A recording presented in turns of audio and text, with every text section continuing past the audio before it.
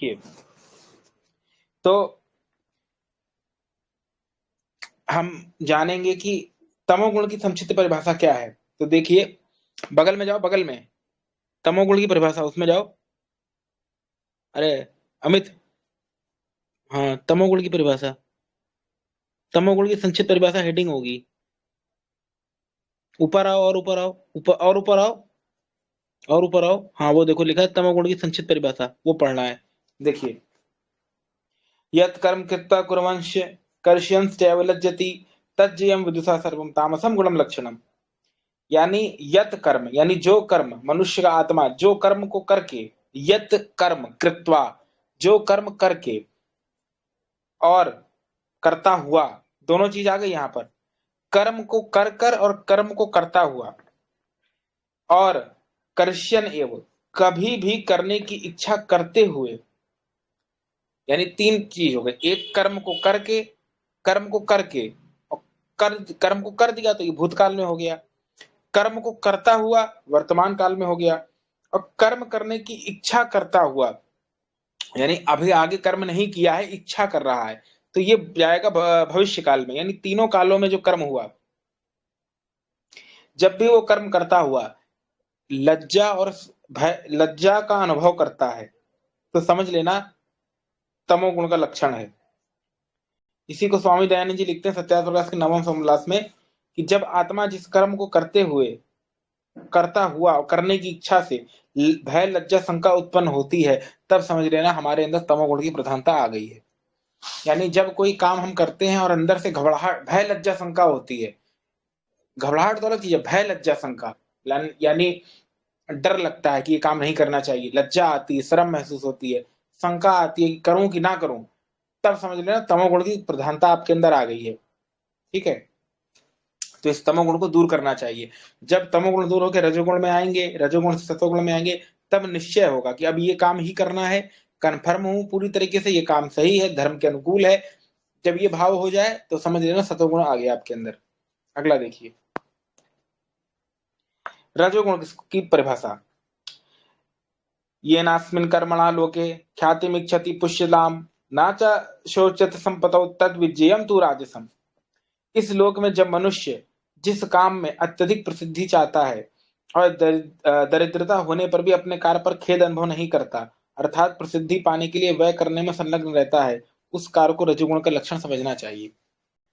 यानी जो काम करने के लिए मनुष्य लोक में प्रसिद्धि चाहता है, जब आपके अंदर ये भावनाएं उत्पन्न हो जाए कि मुझे लोकेशना चाहिए, वित्तेषणा चाहिए, कि मुझे मेरा नाम हो, मेरी प्रसिद्धि हो, मेरे पास खूब धन हो, तब समझ लेना आपके अंदर रजोगुण की प्रधानता आ गई है। जिस काम को करने से इस लोक में जीवात्मा प्रसिद्धि चाहता है, दरिद्र होने पर भी चारण भाट आदि को दान नहीं देना नहीं छोड़ता, तब समझना रजोगुण है। यानी हमारे पास भूजी भांग नहीं है, मैंने भी, यानी कहावत है कि एक ढेला नहीं है, फिर भी हमें धन उड़ाना है, प्रसिद्धि पानी है, ये सब करना है, लोभ उत्पन्न होना है, तो ये रजोगुण के लक्षण है। ठीक है, अगला है सतोगुण की संक्षिप्त परिभाषा। यत् सर्वेणमिच्छति ज्ञातुम यन्न लज्जति चाचरन् येन तुष्यति च आत्मनस्य तत् तत् सत्वगुण लक्षणम। मनुष्य का आत्मा जब पूर्ण मन से किसी ज्ञान को जानना चाहता है और किसी काम को करता है, तब लज्जा का अनुभव नहीं करता। जिस काम को करने में मनुष्य की आत्मा प्रसन्न होती है, पूर्ण संतुष्ट होती है, तब समझ लेना आपके अंदर सतोगुण की प्रधानता है। जब मनुष्य का आत्मा सबसे जानने को चाहे, गुण ग्रहण करता जाए, अच्छे कर्म में लज्जा ना करे, और जिस कर्म को करने से आत्मा प्रसन्न हो जाए, तब समझ लेना कि सतगुण आपके अंदर आ गया। यानी धर्म के कार्यों में जब रुचि होने लगे, तब समझ लेना सतोगुण की प्रधानता है। अब देखिएगा, तीन गुणों के प्रधान लक्षण व पारस्परिक श्रेष्ठता। तो तमसो लक्षणम कामो, क्या बोला, काम भावना की प्रधानता तमोगुण का प्रधान लक्षण है। रजोगुण का प्रधान लक्षण है अर्थ संग्रह की भावना, और सतोगुण का लक्षण है धर्म का आचरण। इसमें उत्तरोत्तर श्रेष्ठ है, अर्थात तमोगुण से रजोगुण श्रेष्ठ है, रजोगुण से सतोगुण श्रेष्ठ है। यानी जब आपके अंदर कैसी भावना आ जाए, काम भावना बहुत बढ़ जाए, तो समझ लीजिएगा तमोगुण है। जब आपके अंदर अर्थ संग्रह की भावना बढ़ जाए, अर्थ यानी संचित करने की भाव आए कि मुझे ये संचित करना है, खूब ज्यादा चीजें संचित करने की, कमाना है, लोभ आ जाए, तब समझ लेना लोभ की मतलब शुरुआत हो जाए, तब समझ लेना रजोगुण आ गया। जब आपके अंदर ये भावना आ जाए कि मुझे धर्म का आचरण करना है, धार्मिक बनना है, तब समझ लीजिए तमोगुण, तब समझ लीजिए सतोगुण हो गया। और ये तीनों एक दूसरे के से उत्तरोत्तर है। उत्तरोत्तर मतलब बढ़ते हुए क्रम में। पहले आता है तमोगुण, उससे श्रेष्ठ है रजोगुण, उससे श्रेष्ठ है सतोगुण। अगला देखिए, येन यस्यु गुणैशः संसारान् प्रतिपद्यते तान समासेन वक्ष्यामि सर्वाश्च यथाक्रमम्। जिन तीन गुणों में जिस गुण से जो मनुष्य जिस सांसारिक गति को प्राप्त करता है, समस्त संसार की उन गतियों को संक्षेप में अब कहूंगा। अब यहां से कर्म के फल को और गहराई में बताएंगे। यानी जिस जिस कर्म से मनुष्य जिस सांसारिक गति को प्राप्त करता है, समस्त संसार की उन गतियों को संक्षेप में मैं कहूंगा। यानी जो जो कर्म से जो जो बनता है, अब उनको और मैं संक्षेप में कहूंगा। तो देखिए, तीन गुणों के आधार पर तीन गतियां, देवत्वम सात्विका यान्ति, मनुष्यत्वम च राजसः, त्रियकत्वम तामसः, नित्यमेषा त्रिविधा गति। सत्य गुण का आचरण करने वाले परजन्म देवत्व अर्थात दिव्य गुणों से युक्त विशेष मनुष्य का जन्म प्राप्त करते हैं। रजोगुण का आचरण करने वाले साधारण मनुष्य का जन्म प्राप्त करते हैं, और तमोगुण का आचरण करने वाले पशु पक्षी कीट पतंग वृक्ष वनस्पति आदि तिर्यक जन्मों को प्राप्त करते हैं। जो व्यक्ति सतोगुणी होता है वो देवत्व को प्राप्त करता है। मतलब है कि इसका क्या है कि दिव्य गुणों से युक्त मनुष्य का जन्म प्राप्त करता है। अब ये इस पर एक बार एक ही बात है, एक भीम आर्मी वाले से मेरी डिबेट हुई थी, मतलब पढ़ा हुआ, आप लोग जाके देखिएगा, मनुस्मृति पर डिबेट करके पढ़ा होगा, जन्म कर्म से कि वर्ण जन्म से कि कर्म से। उसमें इसने आरोप लगाया था यही बात पे कि मनुस्मृति में जातिवाद है 12वें अध्याय में। हमने कहा कैसे? उसने बोला, लिखा है कि अगले जन्म में देवत्व का जन्म प्राप्त करता है या ये जन्म प्राप्त करता है। तो कैसे हो गया ये तो जातिवाद हो गया। मतलब पहले से ही फिक्स कर दिया कि अगले जन्म में ये बनेगा। यहाँ पर देव बना दिया, किसी को पक्षी बना दिया, तो पहले ही बता दिया, तो हो गया ना डिस्क्रिमिनेशन। अभी तो उसके कर्म ही नहीं हुए थे, कैसे हुआ? हमने कहा भाई वो पुनर्जन्म की बात है। दूसरा, यहाँ जो बात लिखी है कि मनुष्य बनता है, उसका अर्थ तुम क्या ले रहे हो? क्या आदमी पैदा होते ही क्या बन जाता है क्या देव? नहीं। यहाँ भाव क्या है कि देवत्व का गुण प्राप्त करता है, अर्थात उसका जन्म कहाँ होगा? दिव्य शरीर में होगा। किनके दिव्य शरीर में होगा? जहां वो जन्म लेगा। क्या लिखा है? सत्य गुण का आचरण करने वाला पर जन्म देवत्व अर्थात दिव्य गुणों से युक्त विशेष मनुष्य का जन्म प्राप्त करता है। यानी वो जो दिव्य गुण वाली आत्मा होगी वो किसी ऐसे माता पिता की कोख में जाएगी, संतान उसमें जाएगी गर्भ में, जो दिव्य गुणों से युक्त होंगे। तो उसको कौन सा जन्म मिलेगा? देवत्व का अर्थ है कि दिव्य शरीर मिलेगा। तो दिव्य शरीर कैसे मिलेगा? जब माता दिव्य होगी तभी तो दिव्य शरीर मिलेगा। तो भाव क्या है यहाँ पे? यहाँ पर कौन सा कथन लेंगे? यहाँ पर कौन सा कथन लेना है? गौड़ कथन लेना, भाव रूप कथन, कि उस माता के शरीर में दिव्य रूपी जन्म प्राप्त करेगा तभी तो दिव्य बनेगा। क्योंकि जैसा विद्वान माता पिता का परिवार मिलेगा वैसा ही बनेगा। अब वो अगले जन्म तो बच्चा होकर ही बनेगा ना बड़ा। तो इसका ये भाव है कि दिव्य संतान अर्थात अच्छे घर में उसका जन्म होगा। ठीक है, अगला देखिए, रजोगुण का आचरण करने वाले साधारण मनुष्य का जन्म पाते हैं, यानी साधारण परिवार में उसका जन्म होगा। तमोगुण वाले पशु पक्षी आदि बनते हैं, कीट पतंग आदि बनते हैं। देव शब्द का अर्थ यहाँ ज्ञान से है, अर्थात ज्ञानवान परिवार में उसका जन्म होगा। क्योंकि देव शब्द का अर्थ लोगों ने ले लिया है आसमान में रहने वाले देवता से। नया ऐसा कुछ नहीं है। देव शब्द का अर्थ हमने आप लोगों को मनुस्मृति के भूमिका में पढ़ाया था कि दिव्य किरण धातु आदि पूरा बताया था कि देव क्या होते हैं। तो जो हमें कुछ देते हैं उनको देव कहते हैं। सूर्य भी देव है क्योंकि प्रकाश देता है, मनुष्य भी देव है, एक अध्यापक भी देव है क्योंकि वो हमको ज्ञान देता है, माता पिता भी देव है क्योंकि वो हमारा पालन पोषण करते हैं, पति के लिए पत्नी, पत्नी के लिए पति देव है, आदि आदि देव हैं। और शास्त्र का कथन है विद्वांसो ही देवा, विद्वान भी देव हैं। तो इनको देव कहते हैं। ठीक है, अगला देखिए, तीन गतियों के कर्म विद्या के आधार पर तीन गौड़ गतियां, त्रिविधा त्रिविधेशः तु विज्ञेय गौणिका गति अधमा मध्यमा अग्रया च कर्म विद्या विशेषतः। कि तीन प्रकार की सत्व रज तम युक्त तीन गतियां हैं।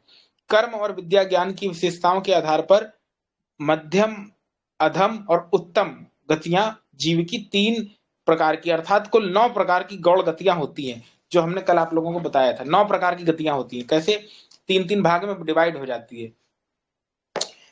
पहले जीव के 3 कर्म होते हैं, मानसिक, वाचनिक और शारीरिक। उन 3 कर्म के आधार पर जीव की 3 गतियां बनती हैं, सतोगुणी, रजोगुणी, तमोगुणी। उन 3 गतियों के आधार पर 3 गतियां, प्रत्येक की 3-3 गतियां बनती हैं। तो ये कितनी हो गई? 3, 3, 6, 3, 9। उत्तम रजोगुणी, उत्तम उत्तम सतोगुणी यानी सत्वगुण की उच्च अवस्था, मध्यम सतोगुणी और अधम सतोगुणी। क्या लिखा है यहां देखिए, अधम, मध्यम और उत्तम।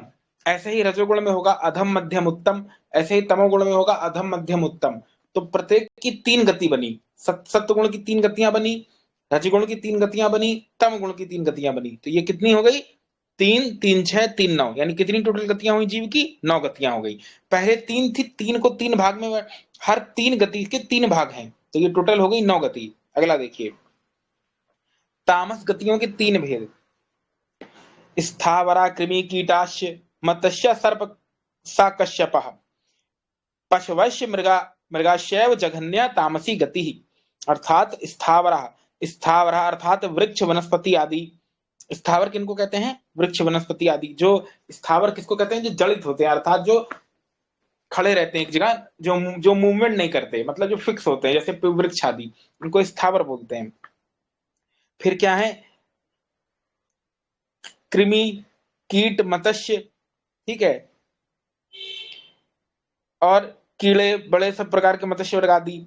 फिर सर्प, कछुए, सर्प जातियां, पशु, मृग, ये सब निम्न तमोगुणी गतियां हैं। अर्थात अत्यंत तमोगुणी लोगों को ये जन्म प्राप्त होते हैं। यानी जो अत्यंत तमोगुणी होते हैं वो क्या बनते हैं? वृक्ष बनते हैं, कीड़े बनते हैं, कृमि बनते हैं। कृमि और कीड़ों में अंतर है। कीड़े क्या है? जो कीड़े आदि होते हैं। कृमि माने जीवाणु, जो सूक्ष्म होते हैं ना, वायरस टाइप, या जो भी, वायरस नहीं कह सकते, मतलब सूक्ष्म जीवाणु आदि होते हैं जो नुकसान पहुंचाते हैं। उसके बाद अगला है, अर्थात जो तमोगुणी लोगों को अगले जन्म में ये गतियां प्राप्त होती हैं। यानी वो जो अत्यंत तमोगुणी है वो क्या बनते हैं? वृक्ष बनते हैं, कृमि बनते हैं, कीड़े बनते हैं, मत्स्य यानी मछली बनते हैं, सर्प यानी सांप, कश्यप यानी कछुआ, पशु और मृग के जन्म को प्राप्त करते हैं। मृग यानी मृग का अर्थ यहाँ शेर है, ठीक है, शेर भी हो सकता है, क्योंकि मृग शेर को भी कहते हैं। कहाँ गया? ऑफ हो गई स्क्रीन?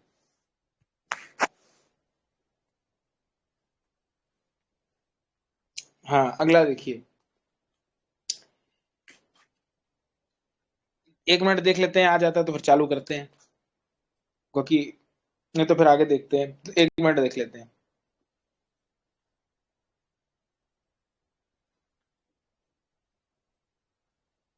चलिए चालू करते हैं, आएगा बाद में क्या। हस्तिना चतुरंग, हस्तिना चतुरंग, पशुओं में हाथी और घोड़े, सिंह, बाघ, सुअर और निंदित कार्य वाले शूद्र और मलेच्छ, ये मध्यम तामसी गतियां हैं। अर्थात मध्यम तमोगुणी लोगों को ये जन्म प्राप्त होता है, जो मध्यम तमोगुणी होते हैं। यानी जो अत्यंत तमोगुण होते हैं, तमोगुण बिल्कुल ही ज्यादा, वो मतलब तमोगुण की पराकाष्ठा को पार कर चुके हैं, कुछ ज्यादा ही तमोगुणी है, अत्यंत तमोगुणी है। तो ऐसे लोग क्या बनते हैं? कीड़े मकोड़े, सांप आदि बनते हैं, वृक्ष आदि। लेकिन जो मध्यम तमोगुणी है, जिनमें तमोगुण जो है मध्य स्तर का है, मिडिल में है, ठीक है, 50% है, तो ऐसे लोग क्या बनते हैं? हाथी, घोड़ा बनते हैं, आदि आदि। मलेच्छ, शूद्र, सिंह, वराह अर्थात सुकर के जन्म को प्राप्त करते हैं। अब यहाँ पर वही तर्क लगाना है आप लोगों को जो हमने बताया था। शूद्र के जन्म को प्राप्त करते हैं, तो शूद्र तो जन्म से होंगे नहीं, पैदा होते ही। हालांकि ये भी बोला है कहीं कि जन्म से भी होता है, लेकिन वो अज्ञानता की दृष्टि से बोला है।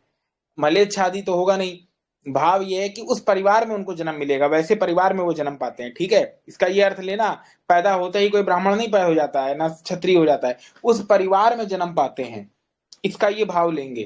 क्योंकि यदि तुम ये लोगे कि अगले जन्म में ब्राह्मण बनते तो क्या पेट से निकल के पोथी लेके निकलता है क्या वेद की? ऐसा नहीं है। इसका अर्थ होगा कि उस कुल में जन्म पाते हैं। जैसे यहाँ लिखा है कि सर्प बनते हैं, तो सर्प का अर्थ क्या है कि उस सर्प जाति में जन्म पाते हैं, यानी उसके जो सूकर बनते हैं, यानी सुअर की जाति में जन्म पाते हैं।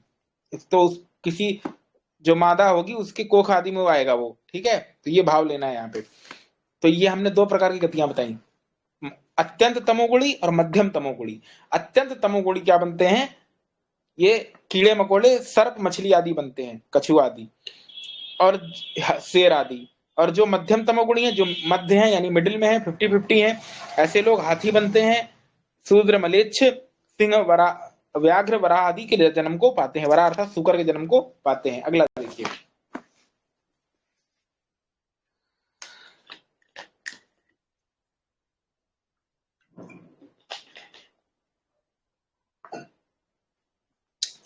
चारणस्य सुपर्णस्य पुरुषस्य दंभिका राक्षांसी सा पिशाच तामसी तामशीष युत्तमा गति। चारण स्वार्थ हेतु दूसरों की प्रशंसा में संलग्न रहने वाला, सुपर्ण पक्षी, दंभिका अहंकारी स्वभाव का मनुष्य, राक्षसा दूसरों को हानि पहुंचाने वाला, पिशाच मांस का सेवन करने वाला, ये उत्तम तमोगुण की गतियां हैं। अर्थात उत्तम तमोगुणी जन परलोक में उक्त प्रकार के जन्म को पाते हैं। जो उत्तम तमोगुणी हैं वे चारण, कवित, दोहा आदि बनकर मनुष्यों की प्रशंसा करते हैं। तो सुंदर पक्षी और दंभिका पुरुष अर्थात अपने अपनी प्रशंसा करने वाले, राक्षस जो हिंसक, अनाचारी, मद्यपान आदि करने वाले, इनका जन्म पाते हैं। यानी जो उत्तम तमोगुणी है, जिनकी गति उत्तम तमोगुणी की है, ठीक है, वो क्या बनते हैं? तो वो कवित्त बनते हैं। कवित्त अर्थात दोहा आदि गाकर मनुष्यों की प्रशंसा करने वाले पक्षी का जन्म पाते हैं, और राक्षस आदि पिशाच आदि का जन्म पाते हैं। तो यहाँ पर फिर वही लेना है कि उनके यहाँ पर जन्म होता है, ना कि वो पैदा होते ही बन जाते हैं। ठीक है, तो इसको समझिएगा हर जगह जो समझाना चाह रहे हैं, क्योंकि किसी का जन्म होगा तो माता के गर्भ में होगा ना, तो पैदा होते ही तो मांस खाने नहीं लगेगा, मतलब उस परिवार में जन्म पाते हैं, ये भाव है यहाँ पे। अगला देखिए,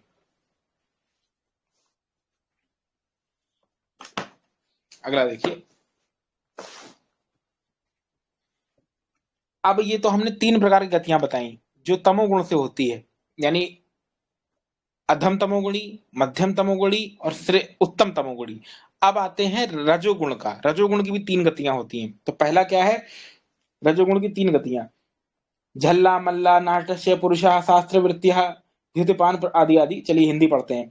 जो अधम तमोगुणी है वो झल्ला अर्थात कुदाले आदि से तालाब खोदने वाला, मल्ला अर्थात नौका चलाने वाला, नट जो बांस आदि पर कला कूदना चढ़ना, नट देखो ना, रस्सी पर जो करतब दिखाते हैं डंडे से, शस्त्र जीविकाधारी भृत्य, जुआ और मद्यपान में आसक्त हो, ऐसे जन्म नीच रजोगुण का फल है। यानी जो अधम रजोगुणी होते हैं, रजोगुण का जो लोअर स्टैंडर्ड वाले होते हैं, वो लोग क्या पाते हैं? वो झल्ला मल्ला नट आदि बनते हैं। झल्ला किसको कहते हैं? जो खुदाई करते हैं, तालाब आदि खोदते हैं, ऐसे लोगों का जन्म पाते हैं। जो मल्ला अर्थात नौका चलाने वाले, नट अर्थात जो बांस पर कला दिखाते हैं, कलाबाजी करते हैं, जुआ और मद्यपान में आसक्त लोग, ऐसा जन्म पाते हैं। तो इसका भाव यही यहाँ फिर लेना है वही कि ऐसे कुल में जन्म पाते हैं। ठीक है, क्योंकि शुरू में ही बोल दिया था जीव की तीन गतियां होती हैं, गतियों का अर्थ ही उस कुल में जन्म पाते हैं। उसका अर्थ ये नहीं लेना कि वो पेट से निकल के जो है वो मल्लाह बन जाते हैं, झल्ला बन जाते हैं, पेट से निकलते ही नाविक बन जाते, नाविक नाव लेके पैदा होते हैं, ऐसा नहीं है अर्थ लेना है। यहाँ पर है कि उस कुल में जन्म पाते हैं। ठीक है, अगला देखिए, राजानां क्षत्रियस्य राज्यां च पुरोहिता वाद युद्ध प्रधानाम मध्यमा राजसी गति। जो मध्यम तमोगुणी होते हैं वे राजा, क्षत्रिय वर्णस्थ राजपुरोहितों की जगह, वाद विवाद करने वाले दूतों की जगह, प्राण विभाग वकीलों के यहाँ, बैरिस्टरों के यहाँ और युद्ध विभाग के अध्यक्षों के यहाँ जन्म पाते हैं। अर्थात जो मध्यम रजोगुणी, मतलब जिसमें रजोगुणी मध्य रूप में है, मिडिल में है, ना ज्यादा है ना कम है, ऐसे लोग क्षत्रिय वर्णस्थ यानी उनके यहाँ जन्म पाते हैं, राजाओं के पुरोहित के यहाँ जन्म पाते हैं, वकील भी बन सकते हैं और युद्ध विभाग करने वाले अध्यक्षों के यहाँ भी जन्म पाते हैं। अगला देखिए, गंधर्व गोका यथा गंधर्व, गुहकः, यक्षः और विबुधा अनुचराश्रयेव तथैव अप्सरस्य सर्वाः राजसीयु उत्तमा गति। राजसीयुषी उत्तमा गति, जो उत्तम रजोगुणी है, यानी जो उत्तम रजोगुणी है, वो गंधर्व का जन्म पाते हैं। गंधर्व अर्थात नाचने गाने वाले। गुहिक अर्थात वादित्र यानी वीणा बजाने वाले। गुहिक किसको कहते हैं? गुहिका किसको कहते हैं? वीणा बजाने वाले। यक्ष अर्थात यक्ष कहते हैं धनाढ्य को। जैसे पुराणों में आता है ना कि यक्ष कौन था? कुबेर यक्ष था। कुबेर कौन था? रावण का बड़ा भाई था, ऐसा कहा जाता है। तो ये यक्ष अर्थात यक्ष शब्द का अर्थ होता है धन, जिसके पास खूब सारा धन का कोष हो, भंडार हो, उसको यक्ष बोलते हैं। हमने बताया था शुरू में, मनुस्मृति पढ़ा रहे थे। उसके बाद विद्वानों के सेवक का जन्म पाते हैं और अप्सरा अर्थात उत्तम रूप वाली स्त्री का जन्म पाते हैं। कौन लोग पाते हैं? जो जो क्या होते हैं? जो उत्तम रजोगुणी होते हैं, वो सुंदर स्त्री का जन्म पाते हैं। ठीक है, तो ये भाव के साथ है। तो यहां पर ये भाव निकलता है कि जैसे मान लीजिए एक स्त्री है, वो अप्सरा टाइप है, तो ये देखकर ये ऋषि ने ये निकाला होगा अर्थ कि अवश्य ही ये उत्तम रजोगुण का प्रतीक है। ठीक है, उत्तम रजोगुणी आदि होगी, तो ये भाव इस तरह निकाला जाता है। ठीक है, अगला देखिए। समझ में आ रहा है सबको कि ऊपर से जा रहा है? समझ में आ रहा है? अरे आ रहा है समझ में सबको? सारे लोगों को आ रहा है? लिखो नीचे, नहीं तो फिर से समझाएं। ठीक है, चलो। शालिनी मिश्रा लिख रही है कुछ।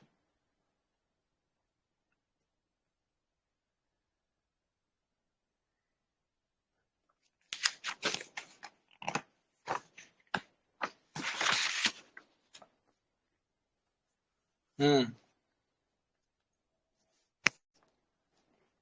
जल्दी लिखो, आ रहा है थोड़ा और विस्तार। ठीक है, बताते हैं आगे, अभी बता समझा देंगे, आगे देखो। सात्विक गतियों का ठीक है, अब सात्विक गतियों के भेद, अब सतोगुण पे आते हैं। जो तपस्वी, यति, सन्यासी, वेद पाठी, वैमानिका गणा, विमान आदि बनाने के विशेषज्ञ, ज्योतिषी, दैत्य अर्थात देह पोषक मनुष्य होते हैं, उनको प्रथम सतोगुण के कर्म जानो। दैत्य यहाँ का अर्थ यहाँ पर देह पोषक मनुष्य होता है। ठीक है, यानी वो क्या बनते हैं? जो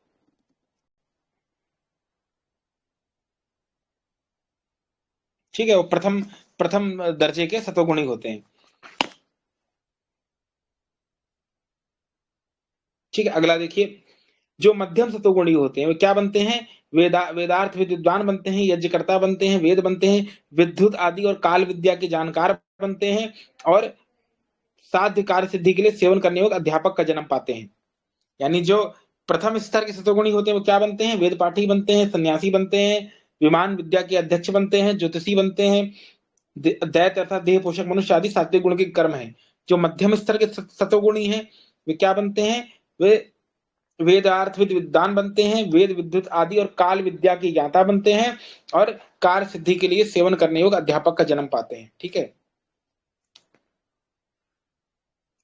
तो इससे यह भी सिद्ध होता है कि हमारे यहाँ पर विमान विद्या के भी ऐसे कुल थे जहाँ विमान विद्या के लोग थे, विद्युत विद्या को जानने वाले भी थे, हर प्रकार की विद्या थी प्राचीन भारत में, जो कालांतर के साथ लुप्त हो गई।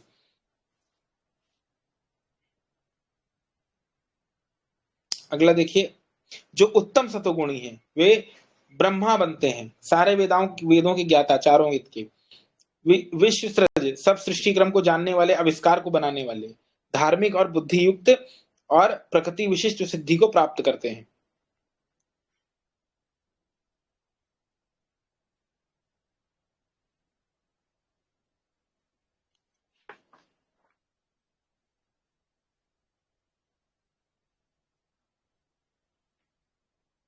ठीक है, अगला पलटो, पेज पलटो। हम्म तो अब देखिए, अब इसको हम समझाते हैं अच्छे से। यहाँ पर ये जो बात आई है कि विमान विमान अध्यक्ष अर्थात विमान बनाने वालों के यहाँ जन्म पाते हैं, तो ये अर्थ लेना है इसका।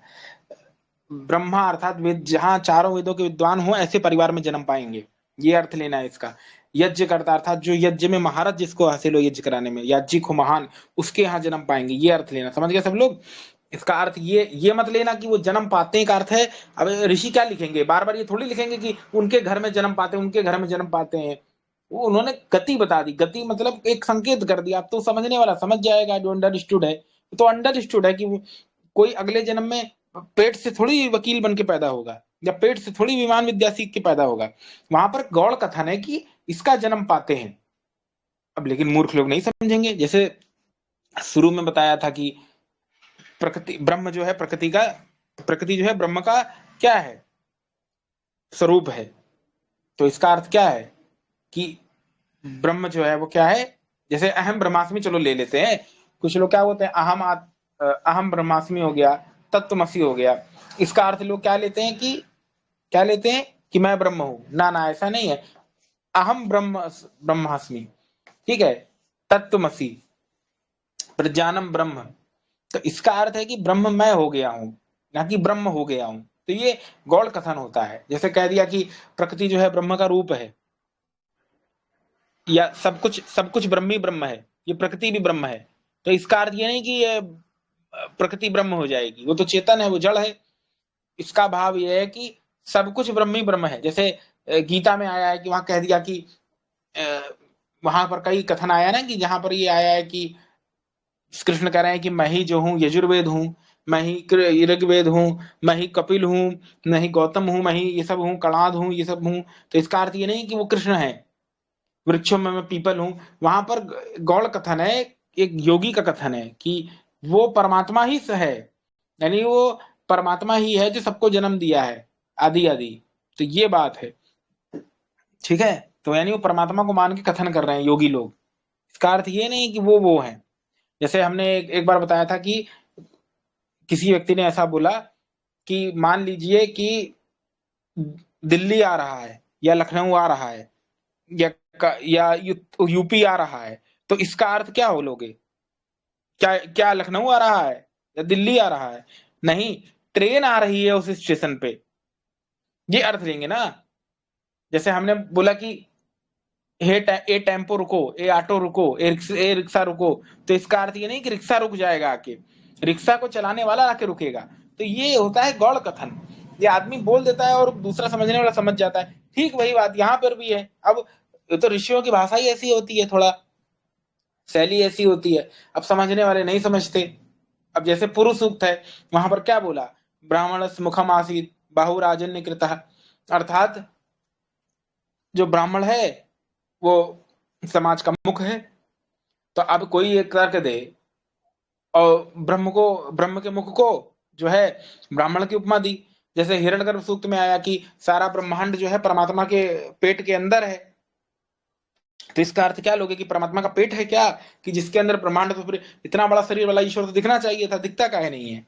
ऐसा नहीं है। वहां पर कथन है भाव रूप में कि जैसे सूर्य जो है सारे लोगों को प्रकाशित करता है, ठीक है, जैसे इस गर्भ के अंदर, मानव गर्भ के अंदर सारा सब कुछ होता है, उसी प्रकार से ये सारा संसार ब्रह्म के गर्भ के अंदर है, यानी सब कुछ ब्रह्म के अंदर समाया हुआ है। ये बताने के लिए, समझाने के लिए बोला जाता है। इसका अर्थ ये नहीं कि वो लिटरल में लेना है कि वही है, ठीक है। तो वही चीज यहाँ अप्लाई हो रही है कि वो उस घर में जन्म पाते हैं, ना कि वो पेट से वकील बन के निकलते हैं, ठीक है। समझ में आ गया भाई सबको? शालिनी मिश्रा, अब समझ में आया?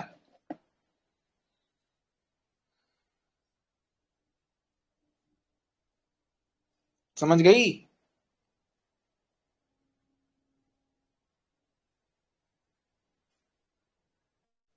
अगला देखिए।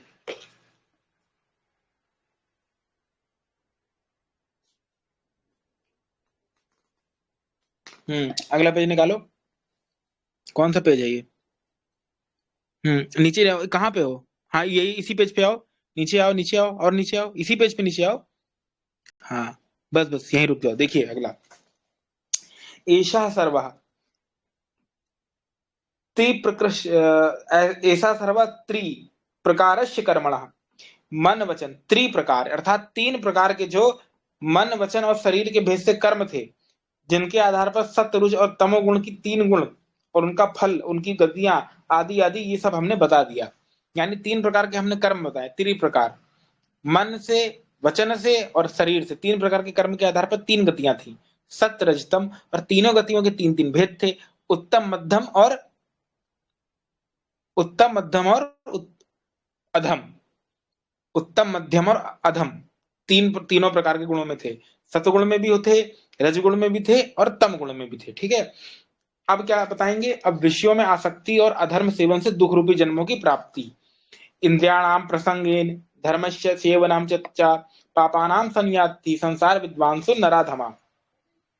इंद्रियों में आसक्त होकर रहने से और धर्म को छोड़कर अधर्म करने से जो अविद्वान है वे अधम मनुष्य मरने के बाद पुनः संसार में पापमय दुख को प्राप्त करते हैं। अर्थात जो लोग इंद्रियों के दास बन जाते हैं वो धर्म को छोड़कर अधर्म की ओर बढ़ जाते हैं, और अधर्म की ओर बढ़ने से वो क्या है, मरने पर इस संसार में लौट के वापस आते हैं। अर्थात वो पुनर्जन्म को बार बार प्राप्त करते रहते हैं, दुख रूपी जन्म को प्राप्त करते रहते हैं। क्योंकि इस मानव चलो में, इस मानव मतलब कह सकते हैं कि इस मानव कल्प में या शरीर में कहीं भी आओगे योनि आदि में, तो यहाँ पर कष्ट ही भोगना है, क्योंकि ये सृष्टि प्रकृति से बनी है और प्रकृति जो है वो जड़ है, और इस शरीर में बधोगे तो यहाँ पर दुख भोगना ही पड़ेगा। कोई सोचे कि हमेशा सुखी रहेंगे, ये संभव नहीं, क्योंकि प्रकृति जड़ है और इसमें आप बधे हुए हैं, और जीव का स्वाभाविक अविद्या का होता है, तो कहीं ना कहीं वो गलती तो करेगा ही। विषयों के सेवन से पाप योनियों की प्राप्ति। यथा यथा निवेशन्ते विषयान विषय आत्मकः तथा तथा कुशलता तेषाम तेषु जायते।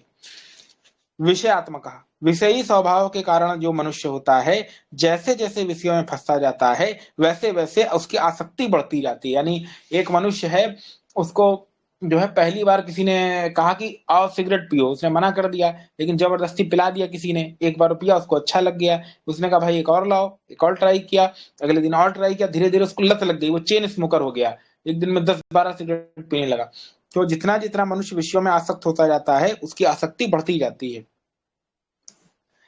अगला देखिए, वे मंद बुद्धि मनुष्य तेषाम पापानाम कर्मणाम अभ्यासात, उन विषयों से उत्पन्न पाप कर्मों को बारंबार करता है, और पाप कर्मों से प्राप्त होने वाले पूर्वोक्त जन्मों में, अर्थात जिस पाप से जो जो जन्म होता है उसे प्राप्त करके संसार में सदा दुख भोगता है।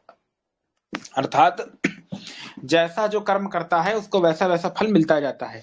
जो मनुष्य मंद बुद्धि, यहाँ पर मंद बुद्धि बोला है ऐसे लोगों को, जो लोग विषय में फंसते हैं ऐसे लोगों को मनु महाराज मंद बुद्धि बोलते हैं, इनकी बुद्धि काम नहीं करती। क्यों? क्योंकि जब पहले ही तुमने संसार को देख लिया, पढ़ लिया कि संसार में दुखी दुख है, तो उसका उस दुख से छूटने का उपाय करो ना। विषयों के गुलाम क्यों बन रहे हो? तुम जानते हो कि दिन रात विषयों में रहेंगे, कोई कोई अश्लील नाच गाने में रहेंगे या मदिरा पान में रहेंगे, दिन रात विषयों में रहेंगे, तो हमारा जो दैनिक दिनचर्या है, दैनिक कार्य है, वो खराब हो जाएगा, वो तबाह हो जाएगा, बर्बाद हो जाएगा। फिर भी तुम लोग उस विषयों में लगे हुए हो। ठीक है, तो जब लगे हुए हो तो उसका फल भोगना पड़ेगा। तो फिर क्या होगा? तो ये होगा कि पाप कर्मों में प्राप्त होने वाले उन उन पूर्वोक्त जन्मों में, अर्थात जिस जिस पाप कर्म में जो जो जन्म होता है वो दुख को प्राप्त करेगा। यानी जो लोग विषयों में आसक्ति में रहते हैं वे पाप रूपी कर्म को सदा प्राप्त करते हैं। अगला देखिए, आशक्ति निराशक्ति के अनुसार फल प्राप्ति। मनुष्य जैसे अच्छी या बुरी भावना से और जैसी दृढ़ आसक्ति या निरासक्ति है उसके अनुसार जैसा अच्छा या बुरा कर्म करता है वैसे वैसे शरीर पाकर उन कर्मों के फलों को भोगता है। अर्थात जैसा जैसा कर्म करता है वैसा वैसा फल भोगता है। निःश्रेयस्कर कर्मों का वर्णन। कर्मणा फलोदया, कर्मों के फल का उद्भव संपूर्ण रूप में तुमसे हमने कह दिया। अब विद्वानों, ब्राह्मण और द्विजों के मोक्षदायक कर्मों को आगे सुनो। यानी अब यहाँ पर सुनिए क्या है, इसको समझाते हैं। देखिए, कर्म क्या हुआ कि जैसा जैसा कर्म किया वैसे वैसे फल को प्राप्त हुआ। इस पे हमने आपको 9 प्रकार की कैटेगरी पढ़ा दी। उत्तम तमोगुणी के आधार पर मनुष्य के, अब एक बार और शॉर्ट में बता देते हैं, ठीक है, ताकि याद रहे हमेशा। देखो, नोट कर लो, देखिएगा, ध्यान से सुनिएगा।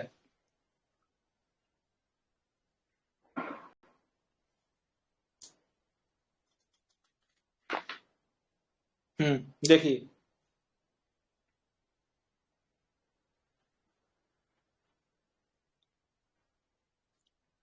हम्म। जो मनुष्य अत्यंत तमोगुणी होता है वो क्या बनता है?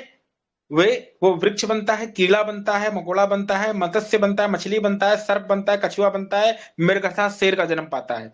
जो मध्यम तमोगुणी होता है, जिसमें तमोगुण की अवस्था मध्यम होती है, ऐसा मनुष्य क्या बनता है? सिंह बनता है, घोड़ा बनता है, शूद्र बनता है, मलेच्छ बनता है, निंदित का, अच्छा मृग का अर्थ वहां पर हिरण ही होगा, निंदित काम करने वाले वराह, व्याघ्र, सुअर आदि बनता है। जो उत्तम तमोगुणी होता है तो क्या बनता है? वो कवित्व दोहा बनाकर गाने वाला मनुष्य बनता का जन्म पाता है। सुंदर पक्षी, दंभिक पुरुष, हिंसक, पिशाच, अनाचारी, मद्यपान आदि करने वाले तमोगुणी लोगों का जन्म पाता है। यहाँ फिर बार बार रिपीट कर रहे हैं, बार बार फिर रिपीट कर रहे हैं। जन्म पाता का अर्थ ये मत लेना कि पेट से निकलता है बन के, उस घर में जन्म, उस कुल में जन्म पाता है। अब ये राजसी गतियों के तीन वर्णन है। देखिए, झल्ला मल्ला जो अधम रजोगुणी है वो क्या बनते हैं? कुदाल से तालाब खोदने वाले जो है झल्ला का जन्म पाते हैं। मल्ला अर्थात नौका चालक, नौका चलाने वाला।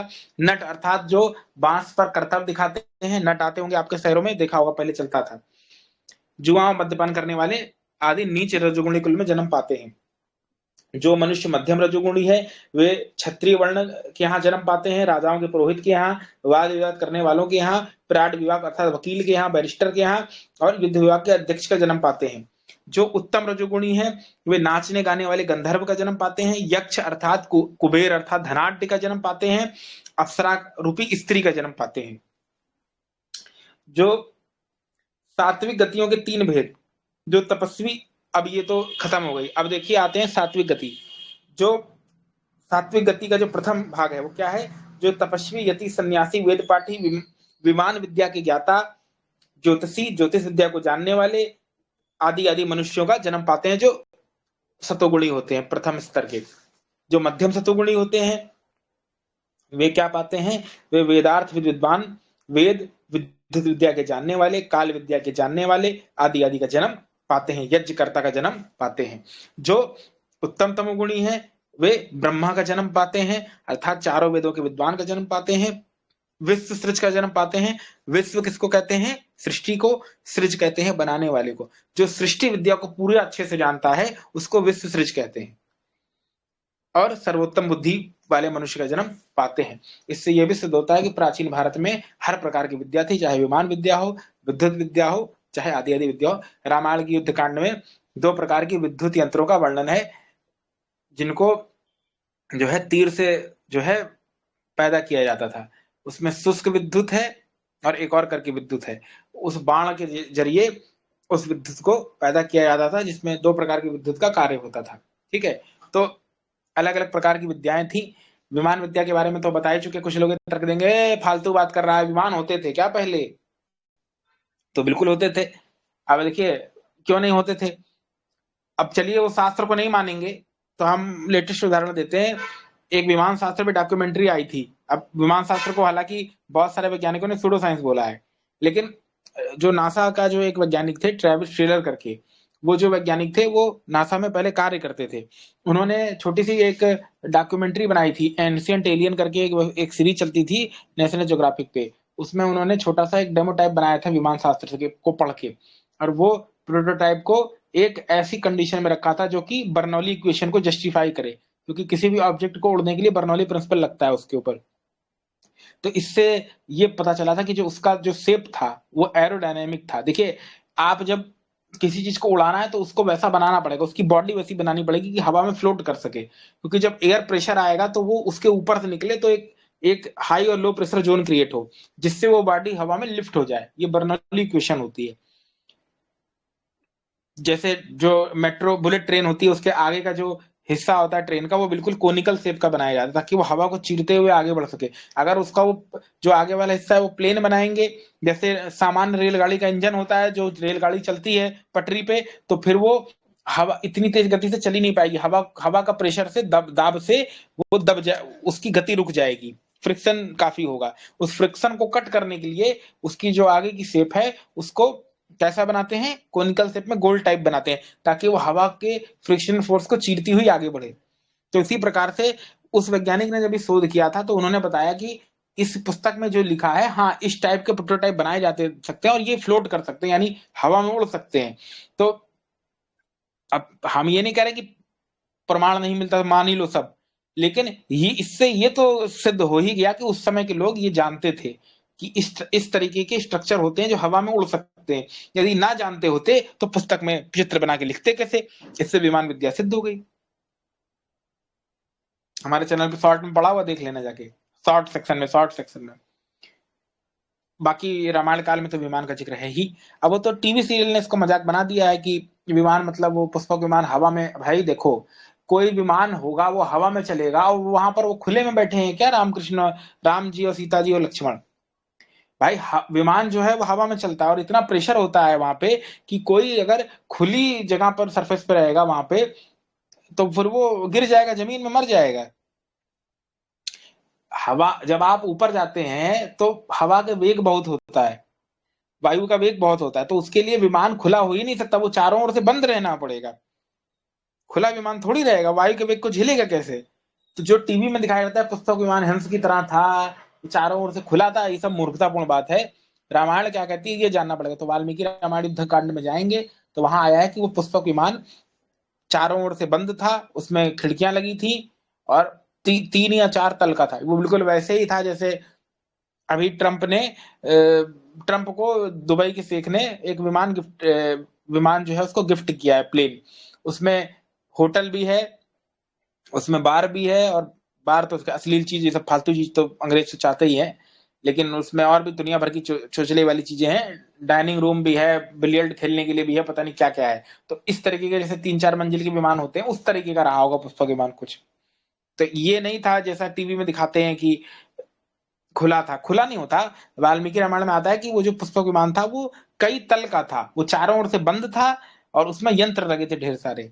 ऐसा नहीं था जैसे टीवी में दिखाते कि खुले में था हवा में। भाई अगर हवा में कोई विमान ऐसे चल ही नहीं सकता ना, वायु का दबाव इतना होता है कि झेल ही नहीं पाएगा, आदमी मर जाएगा गिर के।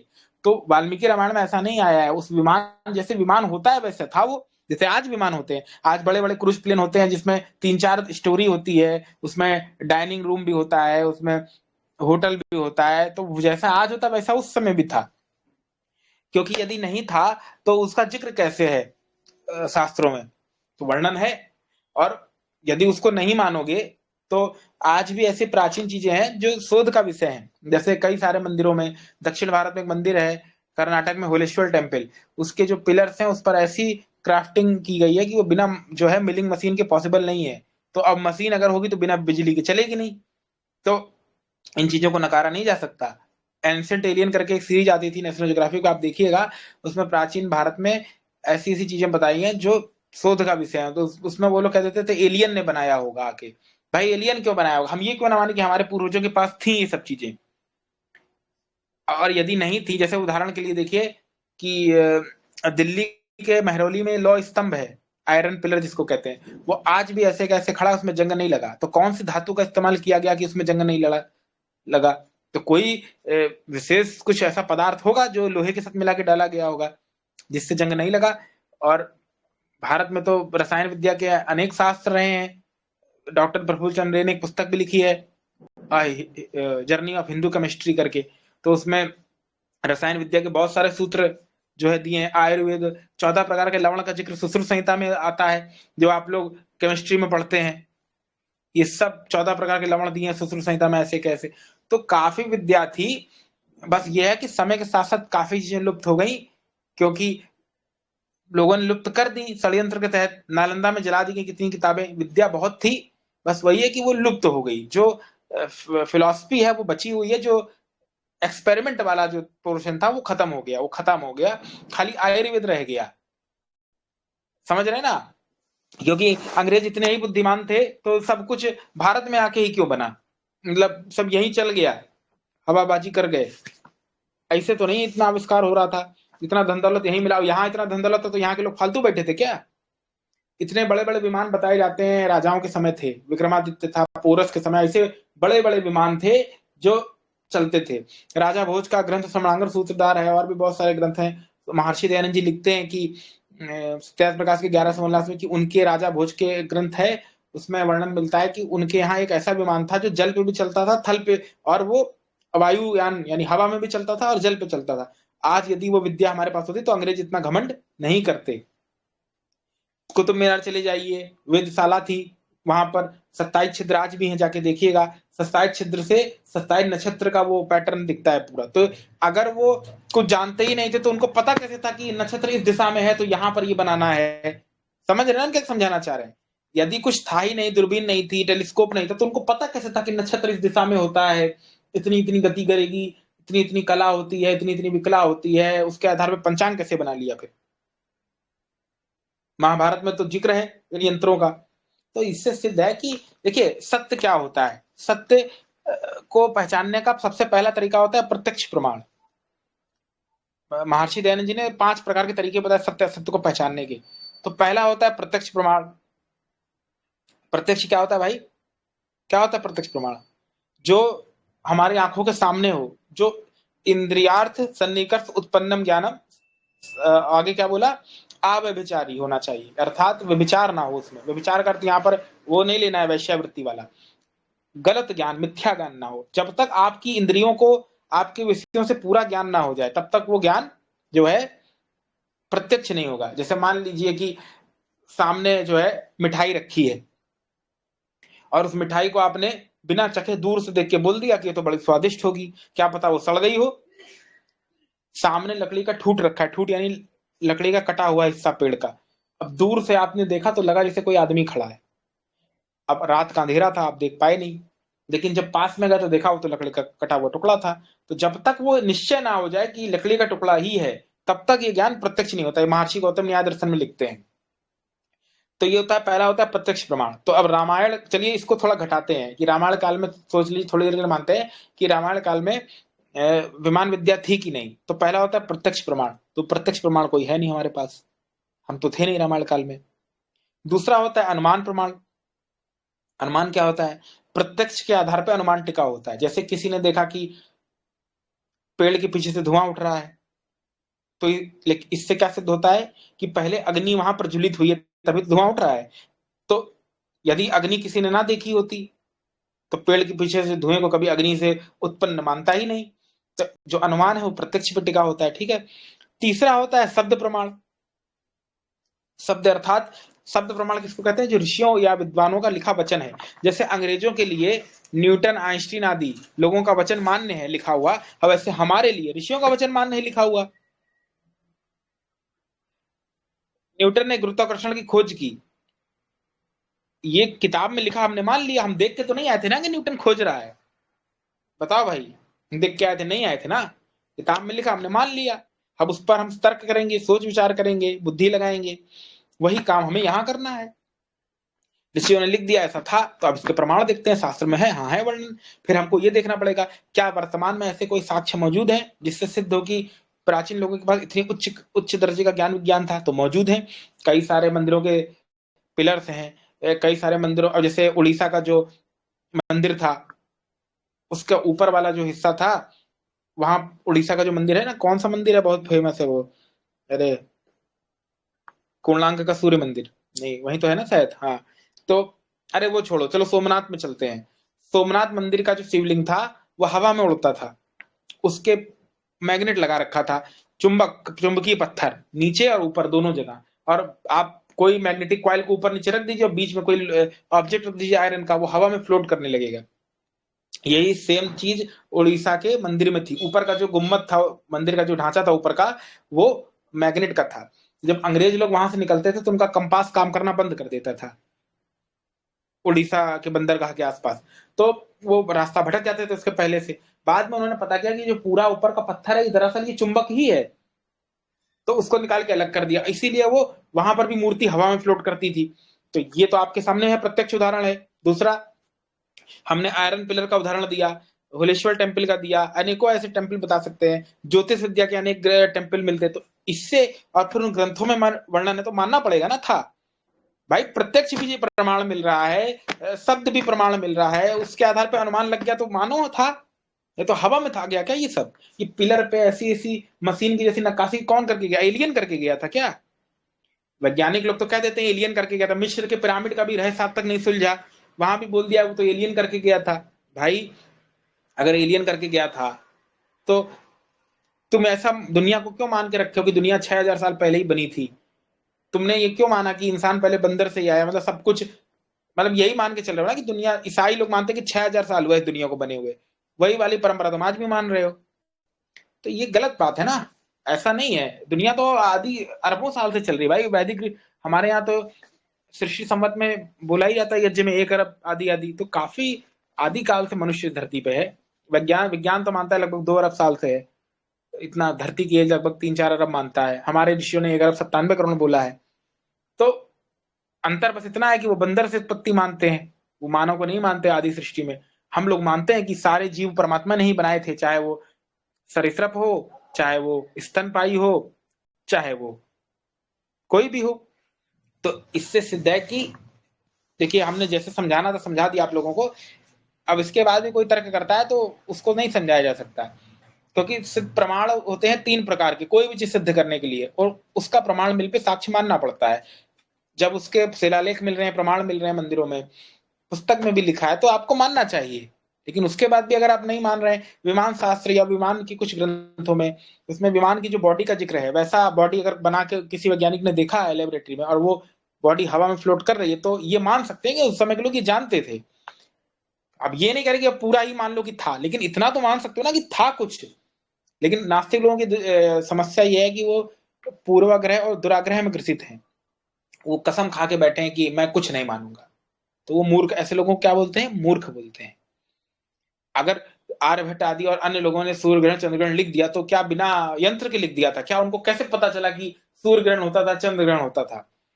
क्या जो प्राचीन ऋषियों ने अनेकों यंत्र आदि का जिक्र किया है, तो वो फालतू में लिखा है? कैलकुलस का पूरा जो गणित का जो पूरा सीरीज है, वो केरल स्कूल ऑफ मैथमेटिक्स में ऐसे कैसे मिला है?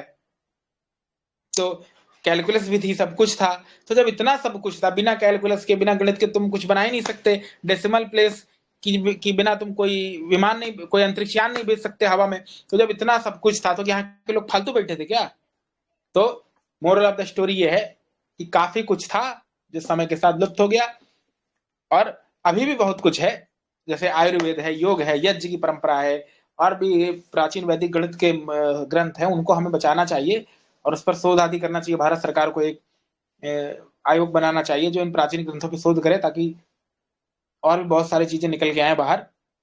तो इसीलिए यहाँ जो भगवान मनु ने लिखा है कि ऐसा ऐसा कर्म करने वाले ऐसा ऐसा जन्म पाते हैं, यानी जो उत्तम रजोगुणी, उत्तम जो है, क्या कहते हैं, प्रथम स्तर के जो सतोगुणी हैं, वो क्या बनते हैं?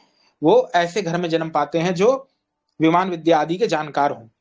ऐसे घर में जन्म पाते हैं जो विद्युत विद्या के जानकार हों। ऐसे घर में जन्म पाते हैं जो यज्ञ की विद्या के जानकार हों, आदि आदि यहाँ पर भगवान मनु ने लिखा है। और जो उत्तम स्तर के रजोगुणी हैं, वे ब्रह्मा का जन्म पाते हैं। ब्रह्मा किसको कहते हैं? जो चारों वेदों का विद्वान होता है उसको ब्रह्मा बोलते हैं। ठीक है? तो जो चारों वेदों का विद्वान है उसको ब्रह्मा, यानी ऐसे घर में जन्म पाते हैं जहां आज भी जो यज्ञ होता है तो उसका एक ब्रह्मा बनाया जाता है जो चारों वेदों का विद्वान होता है। तो उस घर में जन्म पाते हैं। और क्या पाते हैं? वेद विद्या का जन्म पाते हैं और उत्तम बुद्धि का जन्म पाते हैं। तो इसका अर्थ यही लेना है कि उस घर में जन्म पाते हैं। ठीक है? तो आज के लिए इतना ही।